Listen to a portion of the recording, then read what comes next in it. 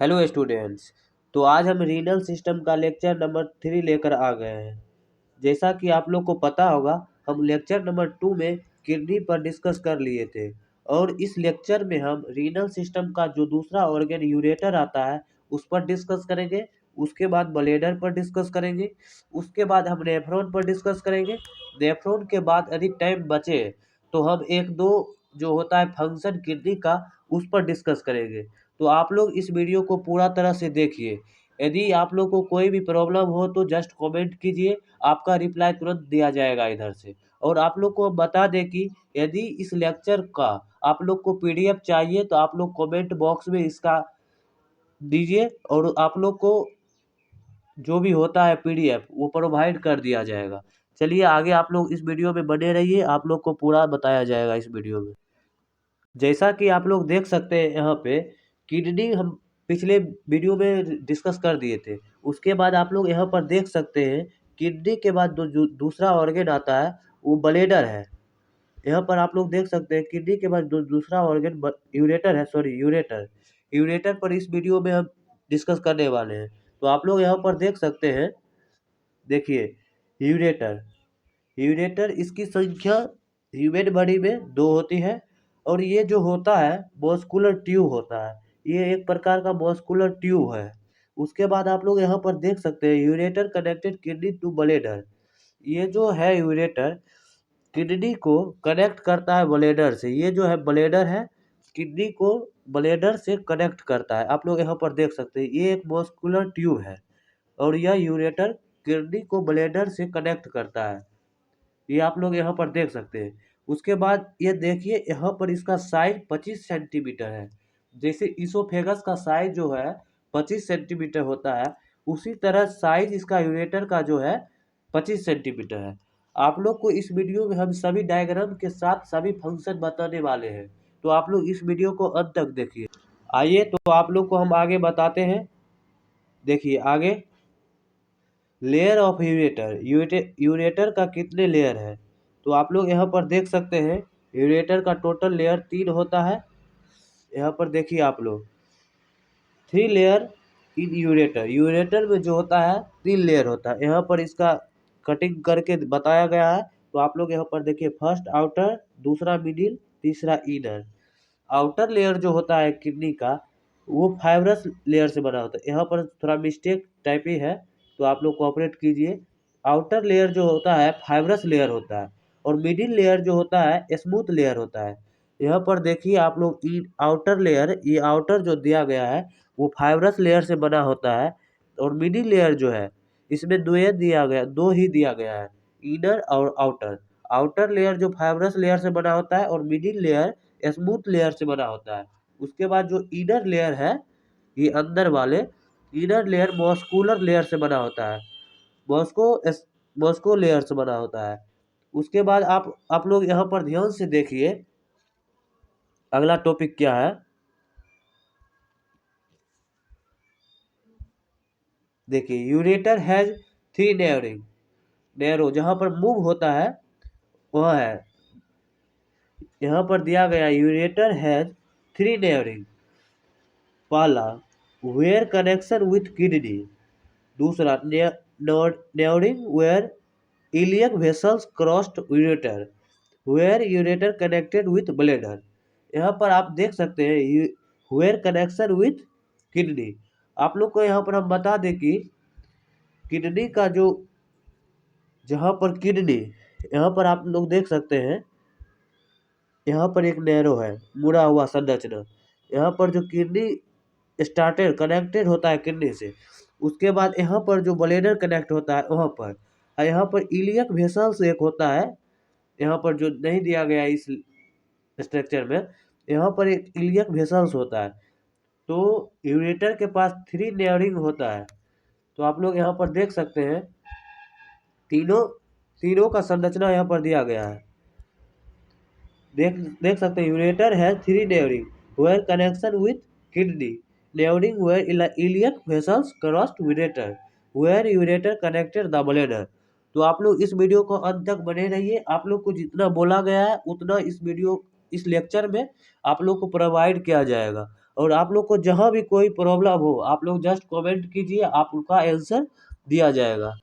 आप लोग को जैसे बताया गया कि रीनल सिस्टम का तीसरा जो ऑर्गन है, रीनल सिस्टम का तीसरा ऑर्गन ब्लैडर होता है, जो कि किडनी के बाद यूरेटर होता है, यूरेटर के बाद ब्लैडर होता है। जैसे आप लोग को पता होगा ये किडनी है मानव का, उसके बाद यहाँ से यूरेटर जुड़ा होता है, यूरेटर के बाद सिंगल एक ब्लैडर होता है, ब्लैडर के बाद यहाँ से यूरेथ्रा होता है। आप लोग यहाँ पर देख सकते हैं, आप लोग यहाँ पर देखिए यूरेथ्रा है, यहाँ पर आप लोग थोड़ा स्मॉल कीजिए। यहाँ पर देखिए आप लोग को किडनी जैसे है, किडनी हुआ, इसके बाद यहाँ पर ब्लैडर यूरेटर जुड़ा होता है,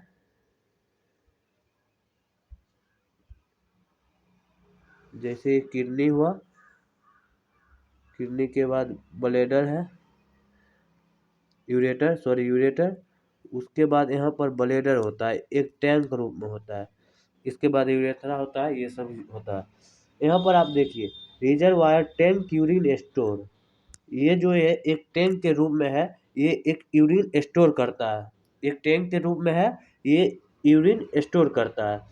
आप लोग यहाँ पर देखिए कैपेसिटी, इसका जो कैपेसिटी है 600 से लेके 800 ml यूरिन स्टोर कर सकता है। ये ब्लैडर का जो कैपेसिटी है इसमें 600 से 800 ml यूरिन रख सकता है, कैपेसिटी है इसका। ये सभी क्वेश्चन आता है, आप लोग इसका मतलब थोड़ा ध्यान रखिएगा। उसके बाद इसका अगला जो है, उसके बाद आप लोग यहाँ पर देख सकते हैं ब्लैडर, ये जो ब्लैडर है, bladder is made up from elastic tissue, ये जो ब्लैडर है ये इलास्टिक टिश्यू से बना होता है। उसके बाद आप लोग अगला देख सकते हैं एपिथेलियल टिश्यू, सॉरी, आप लोग यहाँ पर देख सकते transitional epithelial tissue present in bladder, bladder में जो है एपिथेलियल टिश्यू प्रेजेंट होता है, ये इलास्टिक टिश्यू से बना होता है और इसके अंदर एपिथेलियल टिश्यू प्रेजेंट होता है। यदि आप लोग को कोई भी प्रॉब्लम हो तो आप लोग कमेंट कीजिए। आप लोग अगला यहाँ पर देख सकते हैं नेफ्रॉन, आगे आप लोग को नेफ्रॉन के बारे में बताया जाएगा। देखिए आप लोग यहाँ पर देखिए नेफ्रॉन का स्ट्रक्चर पहले आप लोग को बता दें हम, ये जो है नेफ्रॉन का स्ट्रक्चर है, तो आप लोग यहाँ पर नेफ्रॉन देख सकते हैं। इससे पहले हम नेफ्रॉन के बारे में आप लोग को कुछ बता दें पहले, जैसे कि आप लोग देख सकते हैं ये नेफ्रॉन, इसका इसके बारे में हम कुछ बेसिक स्ट्रक्चर बेसिक इंफॉर्मेशन बताते हैं। नेफ्रॉन जो होता है ये स्ट्रक्चरल और functional unit of kidney, nephron structural और फंक्शनल यूनिट किडनी का जो है स्ट्रक्चरल और फंक्शन यूनिट होता है। उसके आगे देखिए आप लोग किडनी, किडनी में जो एक किडनी में यहाँ पर आप लोग देख सकते हैं एक किडनी में जो होता है 1 million nephron, 1 million equal to 10 lakh, 1 million, एक किडनी में जो है 10 लाख नेफ्रॉन पाया जाता है। उसके आगे आप लोग देख सकते हैं टोटल कार्डियक, यहाँ पर आप लोग को हम बता दें कि total cardiac output, cardiac output आप लोग कार्डियोवास्कुलर में पढ़ाया जाएगा, तो आप लोग यहाँ पर हम उतना डिस्कस नहीं कर सकते हैं कार्डियक आउटपुट पर, उसका भी वीडियो हम बना देंगे, आप लोग समझ लीजिएगा। Total cardiac output 5.5 litre blood, total cardiac output में जो होता है 5.5 लीटर ब्लड होता है। इसका 20 से 25% किडनी जो होता है अप्रोक्स 12 ml हार्ट, 1 मिनट में किडनी जो है इतना 20 से 25%, 5.5 लीटर ब्लड का 20 से 25% जो होता है 12 ml अप्रोक्स होता है। ये 12 ml हार्ट 1 मिनट में फिल्टर करता है। आप लोग यहाँ समझ सकते हैं total cardiac output 5.5 litre blood, 20 से 25% kidney for filters approx 1200 ml from heart to kidney per minute. आप लोग यहाँ पर देख सकते हैं टोटल कार्डियक आउटपुट 5.5 लीटर, एक कार्डियक साइकिल में 5.5 लीटर ब्लड होता है, जिसका 20 से 25% ब्लड 1200 ml ब्लड आता है। 1200 ml ब्लड किडनी 1 मिनट में फिल्टर करता है। तो आप लोग इतना स्ट्रक्चर इसका समझ गए टोटल। ये जो नेफ्रॉन है स्ट्रक्चरल और फंक्शनल यूनिट, किडनी का एक स्ट्रक्चरल और फंक्शनल यूनिट है। एक किडनी में 1 मिलियन नेफ्रॉन पाया जाता है, equal to 10 lakh. Total cardiac 1200 ml जो है ये समझ लिए आप लोग। यहाँ पर आप लोग देख सकते हैं फिर से नेफ्रॉन का स्ट्रक्चर। आप लोग को यहाँ पर हम नेफ्रॉन का स्ट्रक्चर बता दें। हेलो फ्रेंड, आप लोग को बता दें कि हमें थोड़ा प्रॉब्लम हो रही है बोलने में, थोड़ा आप लोग कोऑपरेट कीजिए इसका। अब देखिए आप लोग को हम नेफ्रॉन का स्ट्रक्चर बताते हैं, ये थोड़ा क्रिटिकल है, आप लोग इसका स्ट्रक्चर अच्छे तरह से समझिएगा। जैसे कि आप लोग यहाँ पर देख सकते हैं, ये एक कप की स्ट्रक्चर है, ये एक कप है। यहाँ पर आप लोग देख सकते हैं ये कप है। ये कप जो है बॉम्बे नाम के एक वैज्ञानिक ने इसका स्ट्रक्चर नाम दिया था कप। तो इसका नाम बोमेन कप रख दिया गया। इसको बोमेन कैप्सूल भी कहा जाता है। ये कप एक तरह की कप का स्ट्रक्चर है, आप लोग यहाँ पर देख सकते हैं। इसीलिए इसका नाम बोमेन कैप्सूल इसीलिए इसका नाम बोमेन कैप्सूल पड़ा गया है। उसके बाद आप लोग एक देख सकते हैं यहाँ पर टेढ़ी मेढ़ी संरचना है।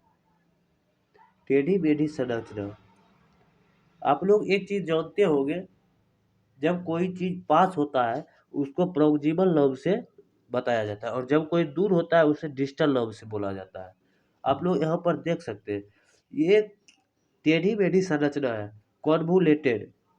कॉन्वुलेटेड यहाँ पर आप लोग देख सकते हैं, ये एक टेढ़ी मेढ़ी संरचना है। यहाँ पर आप लोग देखिए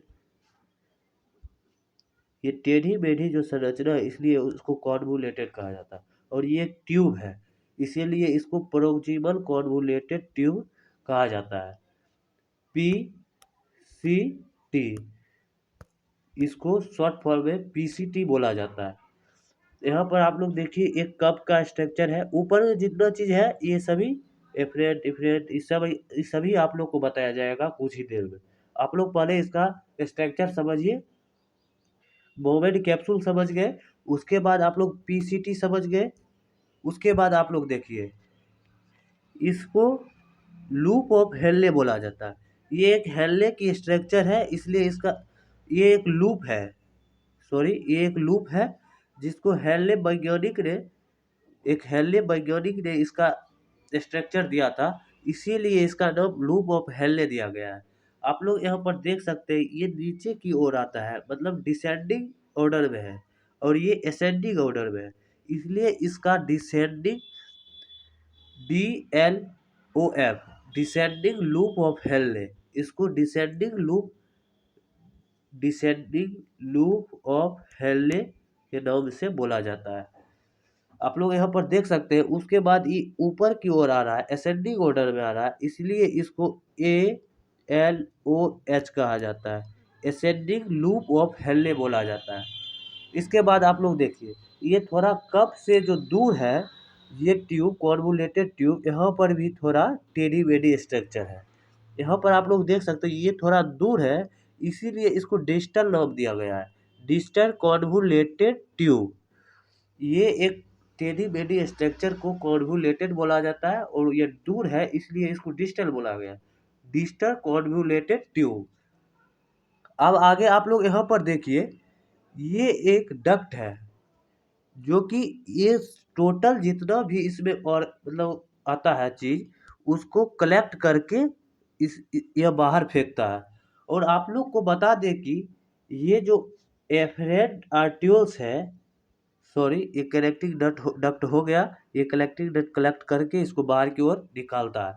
उसके बाद आगे आप लोग को बता दें इधर से ब्लड आता है इफरेंट आर्ट्यूल से। इफरेंट आर्ट्यूल से जैसे ब्लड आएगा, आप लोग कार्डियोवास्कुलर में पढ़िएगा, आर्टी सबसे मोटा होता है एओर्टा, उसके बाद आर्टियोल्स, उसके बाद कैपिलरीज। ये चीज़ आप लोग पढ़े होइएगा। आइए आप लोग को हम बता दें कि आप लोग पढ़े होइएगा कार्डियोवास्कुलर में सबसे मोटा होता है एओर्टा, उसके बाद जो होता है आर्टी होता है, उसके बाद होता है आर्टियोल्स। उससे पतली ये सबसे मतलब डिसेंडिंग ऑर्डर में है। मोटा, उससे पतला, उससे पतला, उसके बाद होता है कैपिलरीज। ये जो कैपिलरीज होती है ये यहाँ पर आता है। आर्टियोल्स के बाद ये कैपिलरीज में विभाजित हो जाती है, बट जाती है कैपिलरीज। ये कैपिलरीज का गुच्छा होता है जिसको बंच बोला जाता है। ये बंच है कैपिलरीज का, मतलब बंच ऑफ कैपिलरीज। इसका नाम बंच ऑफ कैपिलरीज कैपिलरीज बोला जाता है। आप लोग यहाँ पर देख सकते हैं ये बंच ऑफ कैपिलरीज है। बंच ऑफ कैपिलरीज को ग्लोमेरुलस बोला जाता है। ये जो ग्लोमेरुलस है, ग्लोमेरुलस, इस यह एक बंच ऑफ कैपिलरीज है। इसको कैपिलरीज का गुच्छा बोला जाता है। इसको बंच ऑफ कैपिलरीज जो है इसको ग्लोमेरुलस बोला जाता है। आप लोग यहाँ पर देख सकते हैं, थोड़ा हमको आज बोलने में प्रॉब्लम हो रहा है, थोड़ा कोऑपरेट कीजिए आप लोग। यहाँ पर देखिए इफरेंट आर्टियोल से यह कैपिलरीज में विभाजित हुआ। इफरेंट यहाँ पर प्रेशर जनरेट होता है। आगे आप लोग को बताएंगे कैसे प्रेशर जनरेट होता है। यहाँ पर एफरेंट आर्टियोल्स निकलता है बाहर। यहाँ पर देख सकते आप लोग को हम बता दें कि एफरेंट आर्टियोल्स है, ये इसके साथ साथ जैसे ये ट्यूब जाती है वैसे ये साथ साथ इसके ट्यूब के साथ साथ ये आर्टरी जाती है। यहाँ पर आप देख सकते हैं जैसे जैसे ये ट्यूब जाती है वैसे वैसे आर्टरी जाती है। काहे कि बाद में जित कुछ जो इसमें केमिकल बच जाता है, मिनरल्स, यदि फिल्टर होने के बाद यदि मिनरल्स इसमें चल जाता है उसका रीअब्जॉर्ब कर लेता है ये आर्टरी। आप लोग को आगे बताया जाएगा। तो आप लोग बहुत स्ट्रक्चर समझ गए ये। यदि आप लोग को स्ट्रक्चर समझने में कोई प्रॉब्लम हो तो आप लोग कमेंट कीजिए। आप लोग को पीछे हम आप लोग को बता ही दिए थे। टोटल कार्डियक आउटपुट जो है 5.5 लीटर ब्लड, 20 से 25% 5.5 लीटर का 1200 ml होता है, जो कि किडनी 1 मिनट में फिल्टर करता है। आप लोग ये समझ गए होंगे। उसके बाद आप लोग देखिए स्ट्रक्चर आप लोग को हम बता दिए। उसके आगे फिर देखिए bunch of capillaries. Bunch of capillaries also known as glomerulus. आप लोग यहाँ पर देखिए bunch of capillaries also known as glomerulus. Glomerulus जो होता है बंच ऑफ कैपिलरीज का गुच्छा होता है। आप लोग को पहले ही हम बता दिए हैं। आगे आप लोग देखिए BC, Bowman capsule plus glomerulus. Bowman capsule और ग्लोमेरुलस को दोनों को जब ज्वाइन करता है इसको मालपिगियन कहा जाता है। मालपिगियन बॉडी या रीनल कैप्सूल कॉर्पस बोला जाता है। रीनल। आप लोग को बता दें कि बोमेन कैप्सूल प्लस ग्लोमेरुलस जो होता है मालपिगियन बॉडी बोला जाता है और इसको रीनल कॉर्पस बोला जाता है। यदि आप लोग को कोई भी प्रॉब्लम हो स्ट्रक्चर समझने में तो आप लोग कमेंट कीजिए। आप लोग को पूरा स्ट्रक्चर बता दिया जाएगा फिर से। मेरे अनुसार आप लोग को कोई भी प्रॉब्लम नहीं होगा स्ट्रक्चर तक। यहाँ से यदि कोई क्वेश्चन आता है तो आप लोग उसका आंसर दे दीजिएगा। आगे आप लोग देखिए अब फंक्शन है, किडनी का फंक्शन आप लोग को बता देते हैं। देखिए फंक्शन में पहला फंक्शन जो है यूरिन का formation of urine.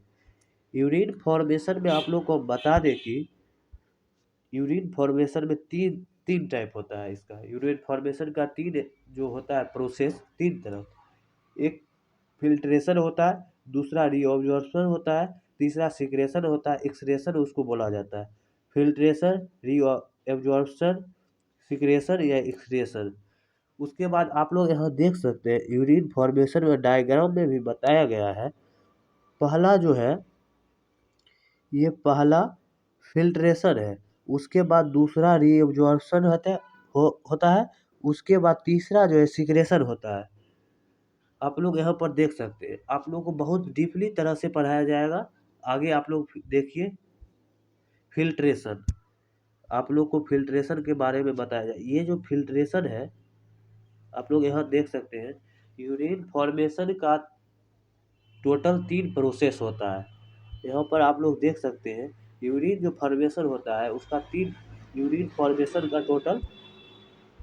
Total 3 process होता है, फिल्ट्रेशन, रीएब्जॉर्प्शन, सिग्रेशन या एक्सक्रीशन। उसके आगे आप लोग देखिए यूरिन फॉर्मेशन का पहला जो प्रोसेस है फिल्ट्रेशन, उस पर हम डिस्कस करने वाले हैं। ये देखिए फिल्ट्रेशन के बारे में हम आप लोग को बता दें, आप लोग यहाँ पर देख सकते हैं फिल्ट्रेशन इफरेंट आर्ट्यूल्स डायमीटर।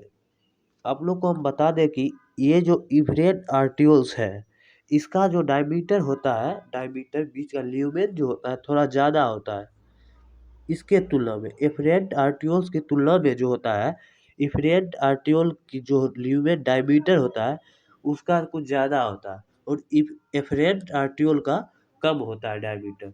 वही वही चीज़ यहाँ पर दर्शाया गया है, एफरेंट आर्ट्यूल्स डायमीटर ज़्यादा है इफरेंट आर्ट्यूल्स डायमीटर के तुलना में। उसके बाद आप लोग यहाँ पर देखिए जैसे ही इसका आप लोग देखिए यहाँ पर ब्लड जैसे इफरेंट आर्ट्यूल्स की आएगा, यहाँ पर इसका नली पतली है, यहाँ पर प्रेशर जनरेट ज़्यादा हो जाएगा, यहाँ पर प्रेशर जनरेट जैसे होगा यहाँ पर फिल्टर हो जाएगा। यही प्रोसेस इसका है। यहाँ पर जैसे ब्लड आती है इधर से इसका डायमीटर ज़्यादा है, ज़्यादा ब्लड आएगा, इसका डायमीटर कम है, यहाँ पर जो होता है प्रेशर जनरेट हो जाता है। वही चीज़ यहाँ पर बताया गया है देन गले में रूलस प्रेशर इंक्रीज, गले में रूलस प्रेशर इंक्रीज होता है। सो इसलिए filter H2O urea uric acid toward tubules. इसलिए यहाँ पर जैसे ही प्रेशर जनरेट होगा, यहाँ पर इसका नली पतली है, गले में रूलस में ये निचोड़ जाता है, निचोड़ देता है टोटल चीज़ को, निचोड़ कर यहाँ पर H2O यूरिया और यूरिक एसिड को ट्यूब में पंप कर देता है, यहाँ पर चल आता है। जैसे ही प्रेशर जनरेट होता है ये निचोड़ देता है, यहाँ पर H2O यूरिया और यूरिक एसिड यहाँ पर ट्यूब्यूल्स में चल आता है। आगे आप लोग देख सकते हैं फिल्ट्रेशन आप लोग को बता दिए हैं। उसके बाद आप लोग यहाँ पर देखिए ये जो है गले में ruler hydrostatic pressure fluid pressure tubule. Total filtration में 3 तरह का प्रेशर लगता है, गले में rules hydrostatic pressure, capsular osmotic pressure, capsular hydrostatic pressure. ये तीनों जो है 3 तरह का प्रेशर उसमें लगता है। आप लोग को यहाँ पर बता दें गले में रूलस को GHP बोला जाता है, COP और उसके बाद CHP। ये 3 तरह का, एक तरह, दो और 3, ये 3 टाइप का जो प्रेशर होता है फिल्ट्रेशन प्रोसेस में लगता है। आप लोग को बता दें कि गले में रूलस हाइड्रोस्टेटिक प्रेशर जो होता है वो प्रेशर फ्लूइड प्रेशर, ये जो होता है ऊपर से नीचे की ओर, जैसे ये बोमेन कप है, आप लोग को बता दें ये बोमेन कप है, ऊपर से जितना भी मतलब आता है फिल्टर होके अपशिष्ट पदार्थ जो होता है वो नीचे की ओर आता है। ये जो है गले में रूलस जो होता है GHP प्रेशर, ये नीचे की ओर लगता है, ये टोटल चीज़ एब्जॉर्ब करके नीचे की ओर दाब देता है, प्रेशर जनरेट करता है। उसके बाद कैप्सुलर ऑस्मोटिक प्रेशर जो होता है, pressure exerted by protein in blood. इसके मतलब ये जो होता है ऊपर से नीचे से ऊपर की ओर लगता है। ये मतलब यदि कुछ चीज़ नीचे प्रोटीन चल जाता है तो यहाँ पर जो प्रेशर जनरेट करता है ये प्रेशर प्रोटीन जो होता है, प्रोटीन ब्लड प्रोटीन को एब्जॉर्ब कर लेता है, खींच लेता है यहाँ पर। ये जो कैप्सुलर ऑस्मोटिक प्रेशर है, यहाँ पर यदि फिल्टर होने के बाद यदि इसमें प्रोटीन यदि चल जाता है तो यहाँ पर ब्लड जो होता है प्रोटीन को एब्जॉर्ब कर लेता है, यहाँ पर खींच लेता है, तो यहाँ पर कैप्सुलर ऑस्मोटिक प्रेशर जनरेट हो जाता है, लगता है। उसके बाद यहाँ पर देखिए कैप्सुलर हाइड्रोस्टेटिक प्रेशर, ये जो है कैप्सुलर हाइड्रोस्टेटिक प्रेशर ये नीचे की ओर लगता है। ये जो प्रेशर है exerted by Bowman cup stop pull back from tube. ये ये जो प्रेशर है ऊपर से नीचे की ओर इसलिए लगता है, मतलब ये यहाँ जैसे नीचे आ गया अवशिष्ट पदार्थ, वेस्ट मटेरियल जैसे नीचे आ गया, इसको फिर से रिबैक करने नहीं देता है, मतलब पुल बैक पुल बैक फिर से ऊपर जाने के लिए नहीं देता है ये प्रेशर। कैप्सुलर हाइड्रोस्टेटिक प्रेशर, ये तीनों प्रेशर का एक निश्चित मेजर होता है, एक निश्चित माप होता है। आगे आप लोग को इस वीडियो में बताते हैं। आप लोग ये तीनों प्रेशर याद रखिएगा, ये तीनों प्रेशर इम्पोर्टेंट प्रेशर है। यदि आप लोग को कोई इसमें प्रॉब्लम हो तो आप लोग फिर से हमें पूछ सकते हैं। उसके आगे देखिए नेट प्रेशर, ये नेट प्रेशर भी पूछता है। नॉर्सेट का एग्जाम में टोटल आया था, इस बार एक क्वेश्चन आया था नेट प्रेशर, नेफ्रॉन का जो होता है नेट प्रेशर के बारे में पूछा गया है। हम आपको बताते हैं, जैसे GHP ग्लेमेरुलस हाइड्रोस्टेटिक प्रेशर, इसका टोटल मान 55 mm ऑफ Hg होता है। GHP pressure 55 mm of Hg होता है। COP 15 mm ऑफ Hg होता है। CHP 30 mm ऑफ Hg होता है। ये तीनों निकाला हुआ साइंटिफिक मान है। ये आप लोग ये तीनों ध्यान रखिए, ये तीनों भुलाइएगा मत, इम्पोर्टेंट है। देखिए नेट प्रेशर निकालने के लिए इसका कुछ फार्मूला है। नेट प्रेशर निकालने के लिए ये फार्मूला जो है आप लोग को हम बता दें, CHP minus into COP plus CHP, ये जो है ये नेट प्रेशर निकालने का फार्मूला है। इजकल टू 55, CHP का value 55 minus 15 mm of Hg जो होता है COP प्लस 30 जो होता है CHP का मान होता है equal to 55 minus 45 equal to 30 mm of Hg। ये जो मान है 10 mm ऑफ Hg, ये जो 10 mm ऑफ Hg है ये नेफ्रॉन का नेट प्रेशर है। ये फिल्टर होने के बाद इसका नेट प्रेशर जो आता है 10 mm ऑफ Hg। यही प्रेशर से इधर एफरेंट आर्टियोस में ब्लड जनरेट होता है, फेंकता है। आप लोग इतना तक समझ गए। ये वीडियो काफ़ी लंबा हो रही है, आप लोग यदि चाहते हैं तो और आगे बढ़ाया जाएगा। देखिए अगला पॉइंट इसका क्या है, रीअब्जॉर्प्शन। आप लोग यह थोड़ा इम्पोर्टेंट है, ये आप लोग थोड़ा ध्यान से देखिए। और बोलने में हमको आज प्रॉब्लम हो रहा है, थोड़ा आप लोग कोऑपरेट कीजिए। आइए आप लोग देखिए reabsorption after filtration infiltrate many substance present to reabsorb then and transfer into blood vessels. After filtration infiltrate many substance, filtration होने के बाद कुछ सब्सटेंस मिनरल्स जो होता है फिल्ट्रेट होके ट्रांसफ़र, इसमें कुछ जैसे हम पहले बताए थे, इसमें कुछ मिनरल्स जो होता है फिल्टर होने के बाद इसी में चला आता है, वेस्ट मटेरियल में मिल जाता है।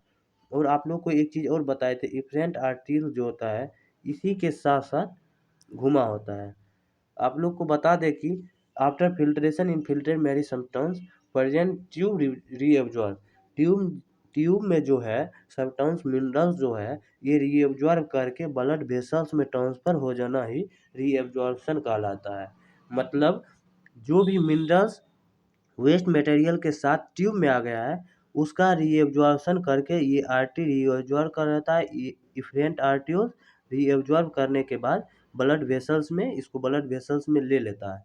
उसके आगे आप लोग देखिए, आगे आप लोग को बताया जाता है PCT। आप लोग स्ट्रक्चर में देते PCT आप लोग स्ट्रक्चर में देखे थे, proximal convoluted tube. Proximal convoluted tube आप लोग को बताया गया था पिछले स्ट्रक्चर में ही। DCT PCT loop of Henle ये सभी के बारे में आप लोग को बताया गया था। अब आप लोग को हम बताते हैं कि PCT में कौन से मिनरल्स का कितना % रीअब्जॉर्ब होता है।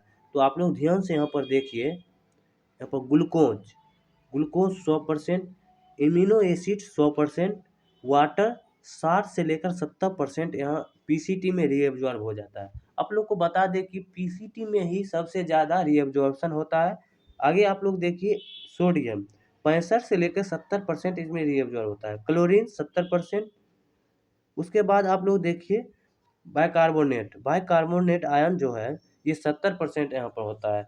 यहाँ पर आप लोग देख सकते हैं सबसे ज़्यादा जो रीअब्जॉर्प्शन होता है PCT में ही होता है। PCT में रीअब्जॉर्प्शन सबसे ज़्यादा होता है। यहाँ पर आप लोग देखिए ग्लूकोज 100%, ग्लूकोज का यहाँ पर 100% जो भी खाता है यहाँ पर 100% रीअब्जॉर्ब कर लेता है ये इफेरेंट आर्टरी। उसके बाद एमिनो एसिड 100%, वाटर 60 से 70%, 65 से 70%, सोडियम क्लोरीन 70%, बाइकार्बोनेट 70%, यहाँ पर पीसीटी में रीअब्जॉर्ब हो जाता है।